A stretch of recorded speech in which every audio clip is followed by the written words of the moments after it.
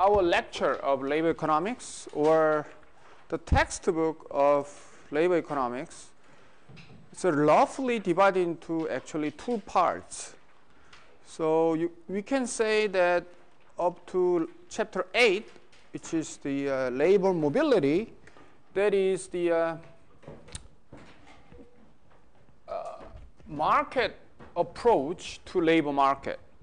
And from chapter 9, we did the discrimination.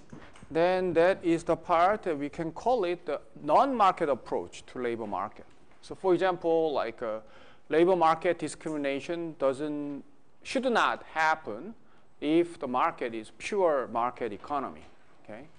So you can say that labor market discrimination is a way that makes the labor market to be off the equilibrium. Okay? So it creates, for example, like a racial wage differential, gender wage differential, not because of the market force, but because of, let's say, taste discrimination or information problem. Okay? And that results in the wage differentials or occupational segregation in the labor market. So you can say that there is a non-market force working in the labor market. So that is labor market discrimination is one example. And the other quite important example is the labor union. Okay? So you will see today that labor union also is a force that makes labor market to be off the equilibrium. Okay? So that is what we are going to look at today. And let's start with a discussion on the union membership. And then basically what the union and the employers do is to bargain over mostly, most important is the wage rates, but also the working conditions. So we will see how this bargaining takes place. Then we study a couple of bargaining models. Then we talk about the strikes. Okay, so why the strike by workers happen and how it ends. And then we will talk about the more general effect of union on the labor market. Okay, so that's what we are going to do. Okay, first let's think of union membership. Union membership is basically about what determines whether a worker becomes a union member or not. Okay? Being a union member is a choice. Okay? It's not forced on anybody. Sometimes it is forced, but that's very, very old fashioned way. I mean, I think in the 1970s, some firms have this requirement that every worker that joins this firm should be a union member. Okay, there's a closed shop. We called it the closed shop union. So if you work in this shop, okay, this shop is closed, okay, closed to non-union members. So only union member can join this company. So it means that if you become this worker in this company, you should join the union. That is actually favors strongly the unions. But that is actually, it's very rare nowadays, especially in the US or in Korea, because it's considered to be actually in many places illegal. Okay? It gives too much power to union. It basically limits the choice by the workers. Okay? So nowadays, the union membership is voluntary. So you get a job, and then if there is a union, actually you can decide whether to join the union or not. Furthermore, actually nowadays in Korea, multiple unions can exist in one firm. Okay, so I think that was like a couple of years ago, I forgot. So for example, in 1990s, legally there is only one union in one firm. Okay, but now actually you can have multiple unions. You can have 2 or 3 unions. Okay, 4 unions actually. I mean, it doesn't matter. As long as if this union meets the minimum requirements for the organization, then they can have multiple unions. Okay, then the workers not only choose whether to join a union or not. Nowadays, you can choose which union you want to join. Okay, so that is the situation But in this lecture, we will look at the general theory of union membership. Okay, so before we talk about it, let's look at the union membership in Korea. No light. What happens? Anyway, so the bars shows the number of the union members. How many people are the union members, and then this line shows the unionization rate, meaning that what percentage of people among the workers who can join the union actually join union. Okay. Now, as you can see, that union membership was, if you look at the numbers, it's pretty low actually in 1960s, 1970s. I think it's a lot of them is probably due to the political climate during that time, just basically a military dictatorship, and then they used anti-communist sentiment to suppress union activity. So during the time, joining a union was very, very, in a way, it's a very politically, it's very a dangerous thing to do. So not many people actually joined the union.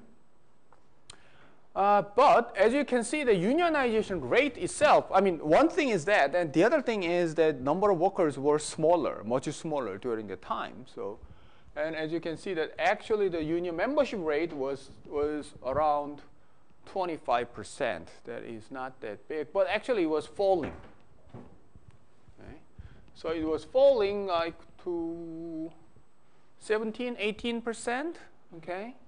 And then there is a big jump here because it's during the time 1987, 1988, right? That was a time that Korea finally, okay, got off the military dictatorship.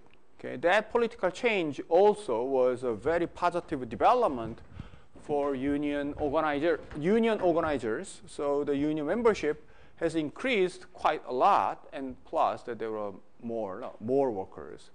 And then and then it kind of peaked around early 1990, and then it has fallen.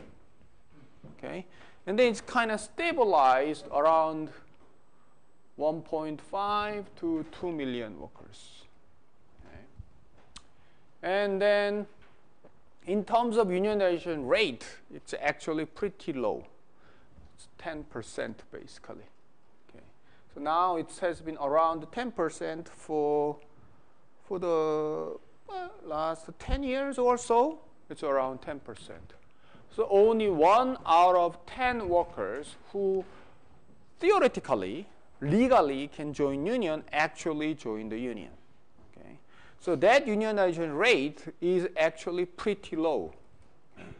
If you look at across the world, one thing actually you can see here is all over the place, union membership has fallen. Okay. So for example, United States, 1985, it was 18%, but in 2010, it's 11.9, 12%, so 6 percentage point drop. UK was 50%, now it's basically half, 27%.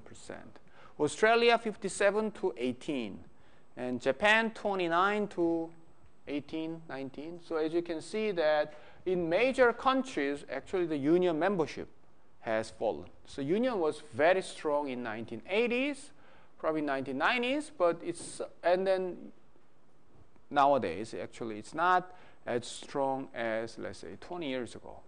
Okay, that's one thing. Another thing is that Korea's unionization rate is pretty low, 10%, which is actually even lower than United States, and the UK is still 27%, 1 out of 4. Australia 18, Japan like 18.5. Okay. So some countries have very strong union traditions, some countries don't, but Korea is not a country that has very strong union tradition. Actually, Korea's union it has never been strong as, let's say, UK or Australian unions. Okay. Japan was even 30%. So We can say that Korea is not very organized country in terms of union membership. Okay, it's in a way that Korea's union is not actually doing as well as many countries. Okay, their unionization rate is basically it's a stagnant at 10%. Okay, they do not add many union members nowadays. I think they are kind of stuck. Yeah, in a way that they basically organized around large corporations. Okay, and I think that's it. I think that's they kind of settled in, and nothing much happening outside the large corporations. But there is a reason why the large corporations are very easy to be organized.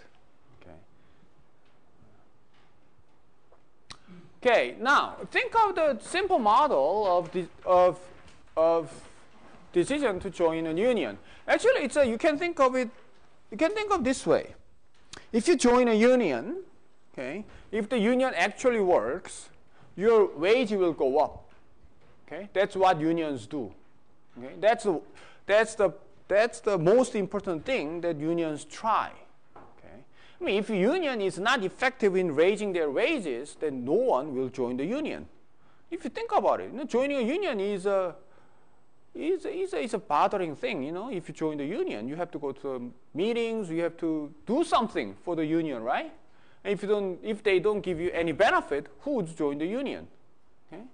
So obviously there must be some benefit. So that benefit is primarily higher wage. Also, it gives you actually other things. For example, like it can give you more job security, okay? Or you can kind of add your voice to how the company is run, okay? So those kind of things are there. But what is most important is the wage. Okay? So let's think about it.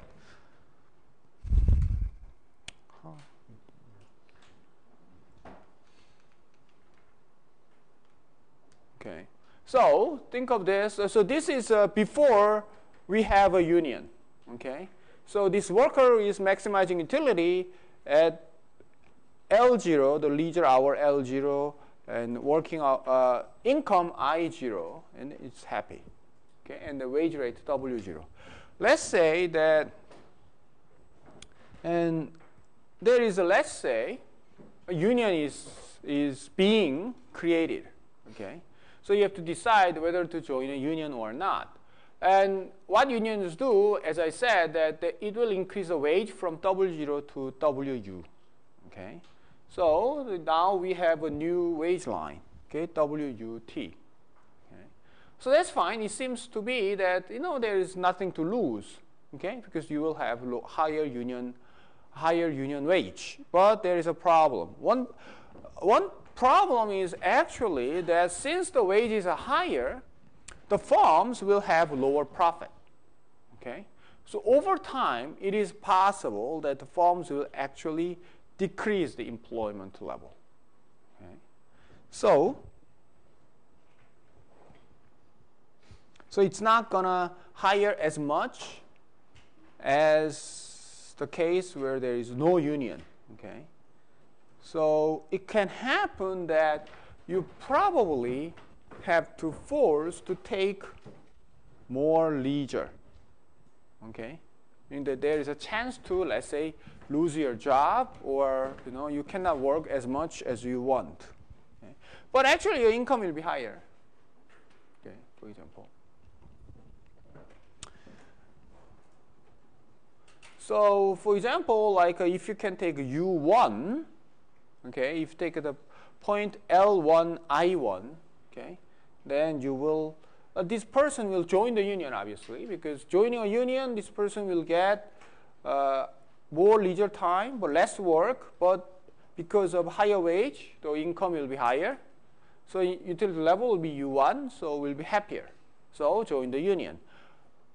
But if loss of jobs is large, okay, then the individual will suffer actually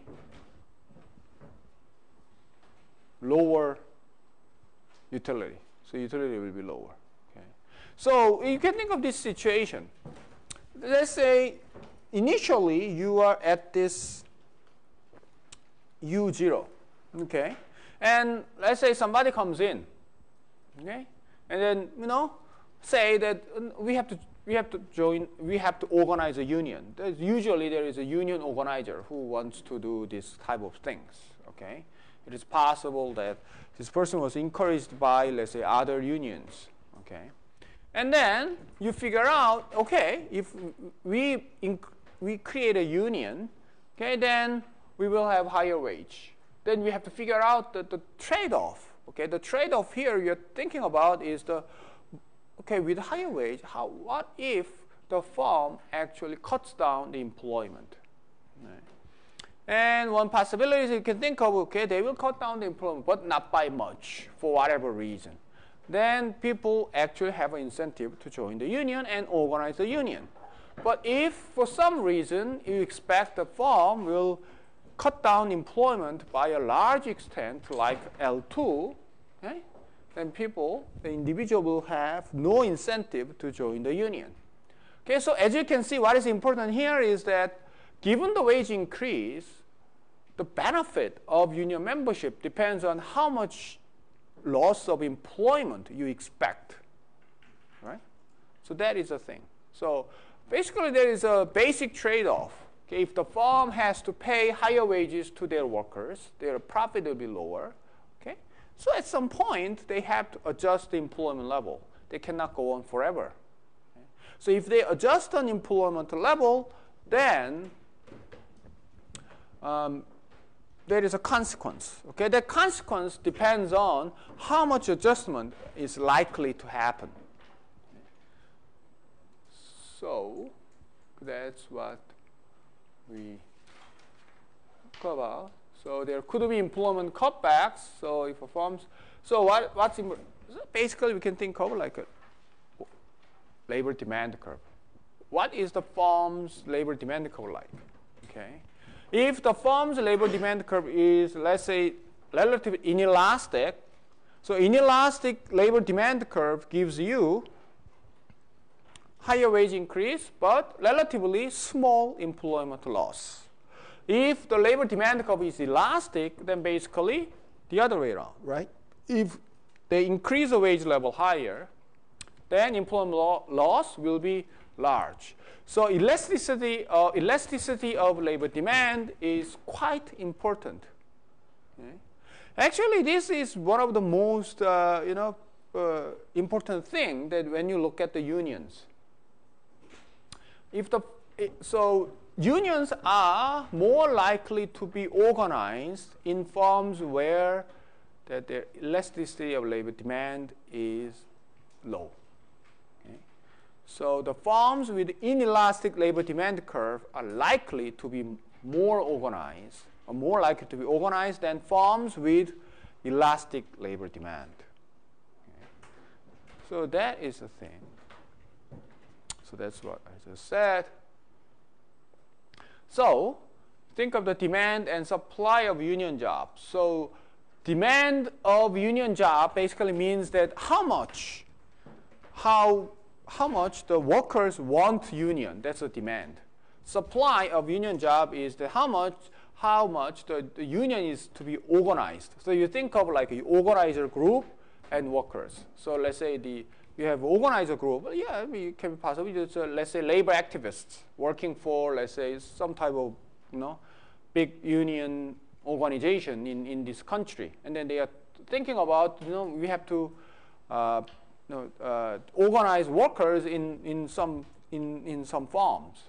Okay, so what firms we should try to organize? Okay, that is the supply side. And demand side is how much the workers there actually want to be organized. That's the demand and supply. Okay. So demand, obviously, for union jobs is from workers' point of view, depending on the size of the wage increase, right? And then the amount of employment loss, that is the trade-off from workers' point of view, and the cost of union membership. Because the union membership is not free. Workers actually pay their membership due.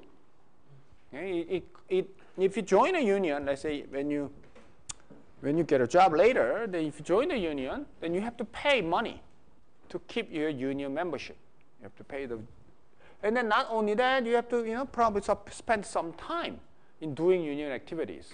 Okay, so those kind of things you can think about as like some type of monetary costs or time costs of union membership. So obviously, if that cost is very high, then there will be less demand for union jobs. So the supply of union jobs depend on the ability to organize a workforce. Okay, how easy to how well they can organize, and also the legal environment. Okay, whether the legal environment is friendly to union organization or is hostile to union organization. Okay. And the resistance of management, whether the management is willing to let the workers to organize a union, or whether they are very reluctant to do it, and whether a firm is making excess rents. Okay, why is it possible? Because what unions do is basically they try to increase the wages. What they do, basically what they are doing is that they are trying to take away the employer's share to workers, right? They cannot create a new things. Basically, what they do is that there's a big pie, and then basically what the union and management do is that they just basically bargain over how to share the pie. So what unions try to do is that they are trying to take a bigger share. Okay? So from the union's point of view, union organizer point of view, if it can take bigger share, okay, it's much more easier to join the organized union. Let's say you can increase your, the union. If you join the union, your wage will go up by 10%. That's very, very good. But if you say that your wage will go up by 1%, probably workers will be very reluctant to join the union. Then how can make a big increase? Obviously, what they need is the companies that have lots of money, right? If the companies have lots of money, then obviously let's say they are there's a monopolistic firm, so they're making monopoly profit. Okay, they have excess profits. Okay, that management knows that. Okay, and then workers demand, let's say, larger share of monopoly profit, then it's relatively easier to do it. Let's say if your company is not making much money, let's say the firm is very competitive. Okay. The firm is making a very small profit. If the worker wants bigger share, okay, let's say, then management will be very, very resistant, obviously. Okay? So that is the situation where that more monopolistic companies, richer companies that are making excess rents and excess profits are more likely to be organized than firms that are very competitive with low profit. Why large companies are easier to organize? Because large companies have bigger market share. Okay? They have a bigger market share, and usually they work in like a monopolistic environment or oligopolistic environment. So they can make more excess profit. So excess profit, okay, they can share. They can try to take away some excess profit from management to workers. It works. But if you try to organize in a firm that has making a very, very small amount of money, let's say only normal profit, then making more demand to management will be very, very difficult. Okay. The workers know it, organizers know it. Okay. It's not going to work. Okay. So obviously it's not going to be organized well. So that's what we are talking about, right? So the extent of union membership is, you can say, the interaction between the demand and supply of the union. Okay, so if you look at this, okay, so using this argument, we can understand why the unions are organized in such and such a way. And one thing, like legal environment, for example, like we have seen that Korea's union membership has increased a lot in after the democratization, right? That is kind of change in the legal environment or political environment. So it surely affects the union organization. Okay, so we have seen it. Resistance of management. For example, Samsung is very resistant. Okay, they are notorious for their resistance against. So it's very difficult to organize a union there. Okay, because they are doing everything they can. Okay, to prevent workers from being organized. Okay, but some other firms are not like that. So it's much more. Everything else equal, it's much easier to organize a union there. Obviously, from, let's say you're a union activist, it's a lot less costly to organize a union in those more friendly environments than, let's say, than in Samsung, let's say, electronics. Okay, it's going to be very, very costly to do it. Okay, so obviously that is the thing that now we can understand. And either a firm is making excess rent. I talked about it. So if you think about it, okay, so the workers in large firms who are in concentrated industries are more unionized, okay, naturally, because they are making excess rents, okay, that can be extracted by the union. Okay? So union can have more room to improve their wages. Okay? And so the goods produced by these firms tend to have few substitutes. Okay? And so their demand for their products is inelastic. So since their demand for their products is inelastic, okay, which means what? If the workers organize a union, they increase their wage. Okay, obviously, the cost of production will go up. But since the demand for their products is inelastic, what they can do is that the company can actually increase the price of their products. So some of the burden, it will be shared by the consumers. We just increase the price, and then since there are not much of substitutes, okay, they have to accept it, the consumers. Okay. So if it is very competitive industry, then it's going to be very difficult to do it. Let's say your workers increase their wage, then the cost of production goes up. You cannot change the price. You have to take it. Okay. But in this type of industry, so large farms or in more concentrated industries, the workers are more likely to be unionized. Okay. So this inelastic demand curve for the products makes labor demand curve inelastic. Okay. So larger firms are much easier to organize. So if you look at the union membership rate by employer size in Korea, okay, you can see 300 or more, the unionization rate is 60%. So across, in our whole Korean labor market, the unionization rate is only 10%. But if you look at the larger companies, 300 or more, it's 60% are organized. Okay, if you go to smaller ones, now you see very, very small numbers. Okay. So small firms are generally not that well organized. Large firms are much more organized. Okay. Then there is a reason. There is a big demand and supply. But basically, supply and demand works. So activists look at larger firms, it's much easier to organize.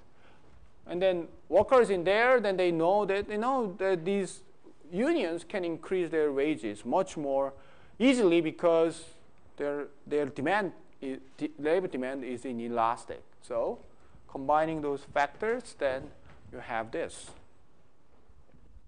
Okay. I think it's getting more and more extreme in Korea now. So nowadays, like union members all, it seems like all of them actually work for large companies. I think there is almost no exception nowadays. So there is a funny thing going on over there. So it's not clear what the unions actually want.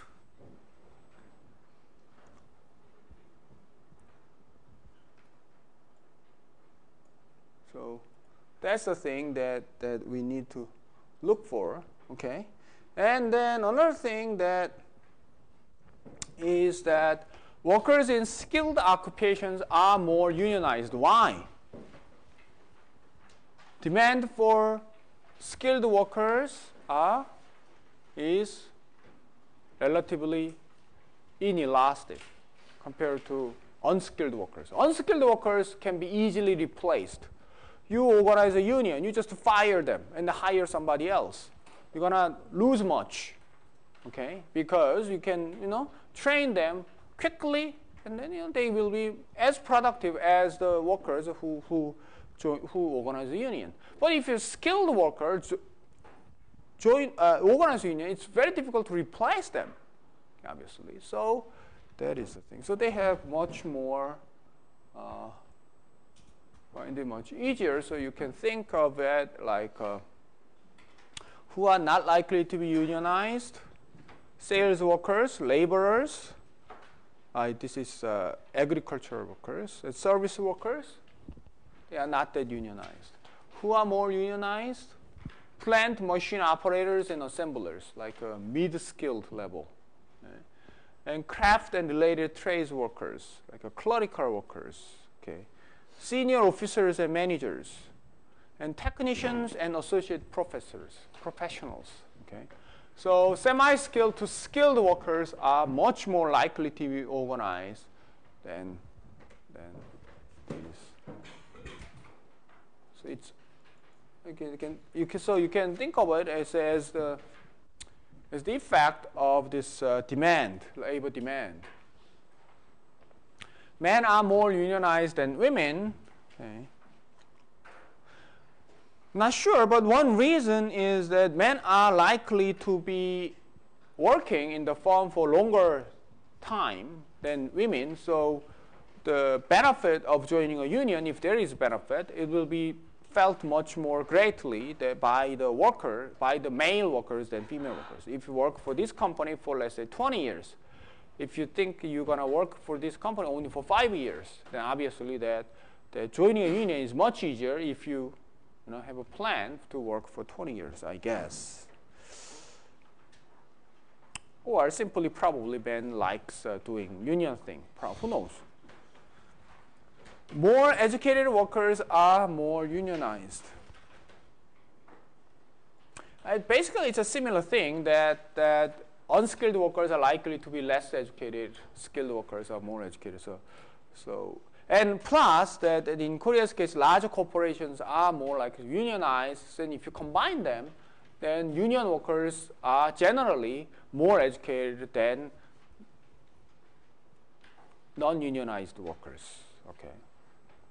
So men are more unionized, like it's 15% to 7%. Education, high school or lower, 8.5%. 2-year college, 13%. University or higher, 16%. Okay.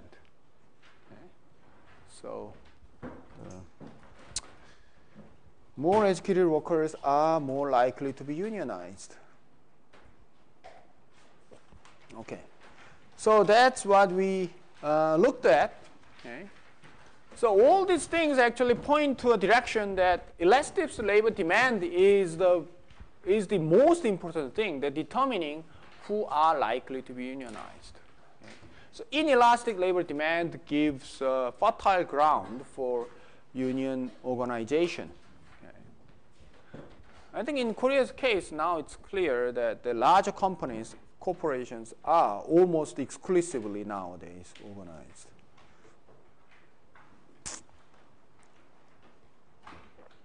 Okay, now let's look at the bargaining models. Okay, what unions do? What unions do is to bargain, right? So bargain over many things, but most important thing, as I said, is the wage. Okay, basically there are two models in the bargaining model, two classical models. One, we call it the monopoly union model, and the other one we will call it later efficient contract model. But first, let's look at the monopoly union model, which is simpler.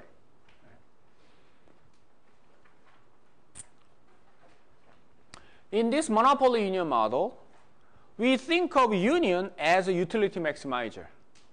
Okay. Actually, even in the efficient contract model, it's true. So the utility maximizer, so their utility function is depend on the wage and employment level. Okay, so the wage is how much the union members are paid.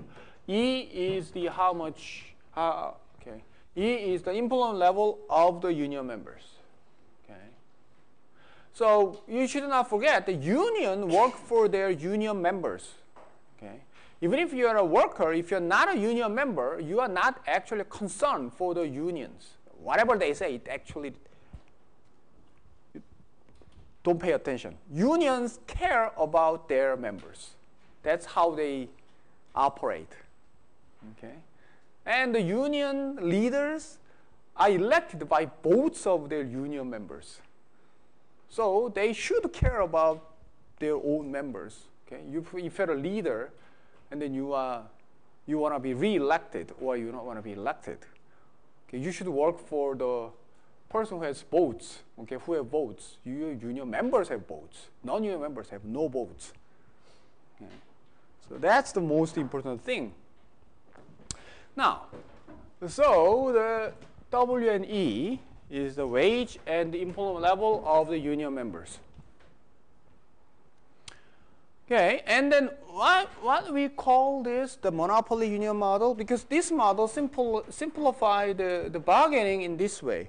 Union is a monopoly. Monopoly in the sense that they monopolize the supply of union workers. Okay? So they can control, okay? They can control the supply of their members. Since they monopolize the union workers, they can set the price. That's the wage, right? So in this case, that's why we call the monopoly union model. So union is like a monopoly firm that supplies union workers to their employer. Okay, so they can set the wage. So this is a leave it or take it. Okay, in the sense that we set the wage. If you want it, if you want workers, if you want to do business, you have to take it. So they set the wage level. Now, what is the firm side? The firms now that they cannot change the wage level, but what they can do is they can change the employment level. So they maximize its profit given the wage rate determined by the union. Okay? So this model is very simple in a way that basically it separates, okay, the functions, the bargaining into basically, it's not like actual bargaining. It's like, it's like a two-step procedure. Okay. So first step, the union sets the wage. Second step, the firm takes the wage and then they set the employment level. Okay. So basically, they divide this bargaining process into two steps. So in that sense, it's very, very simple version. Okay. So how would it work? Okay, now when we think about this is, now when the union sets the wage, they should think, they cannot set any wage. Okay, they should be more strategic. How they should be strategic? They should expect how the management would react. How would they react? They would set the employment level to maximize profit given the wage level demanded by the union. Okay. What does it mean? It means basically the employment will be determined on the labor demand curve. Right? What is labor demand curve? Labor demand curve is profit maximizing choice of employment level given the wage rate. That's the labor demand curve, right? When you think of labor demand curve, our wage rate is determined at the market, and then firm determines the employment level given the market wage. This is basically the same thing. Just market wage is replaced with union wage. Union sets the wage, so it's like wow, okay, we take the wage, the firm, and then maximize profit. Then if you solve it, basically it will be on the labor demand curve. Why? It's simply because labor demand curve is derived under the profit maximizing condition.